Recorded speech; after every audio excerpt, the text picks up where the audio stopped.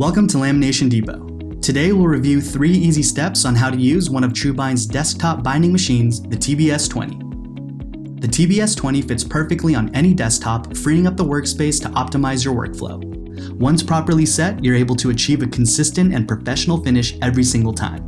This machine is specific to spiral binding coils of all sizes with a 4:1 pitch. 4:1 pitch means there are 4 holes punched for every 1 inch of your document.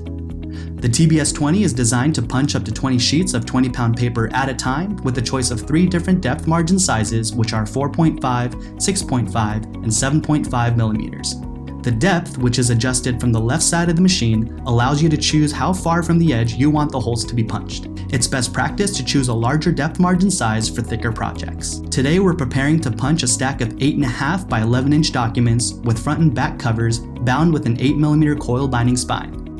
Before we begin, it's important to note that the use of test documents is always recommended before committing to any settings for your project. Step 1. Setting your machine. Insert your test document and line it up against the labeled sizing guides. Then set the hole punch guide against the edge of the document and lock it in place. Start with a smaller depth margin and work your way up as needed during your tests. Pull down the lever to run a test punch. If you see any half-punched holes, insert a new test document and make sure it's placed evenly into the machine. Step 2. Inserting the coil.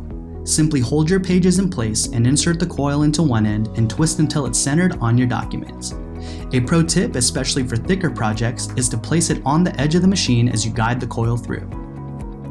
Step 3. Crimping and cleaning. Use the TruBind handheld crimping tool included with your machine to trim down the excess coil. Keep the red eye of the tool on the top side and simply insert it into the end and squeeze. Finally, keep your machine clean and empty out the built-in waste bin located on the back. You're now ready to start binding. Thanks for watching another how-to video by Lamination Depot. Be sure to check out this machine and many other products at our one-stop shop, laminationdepot.com.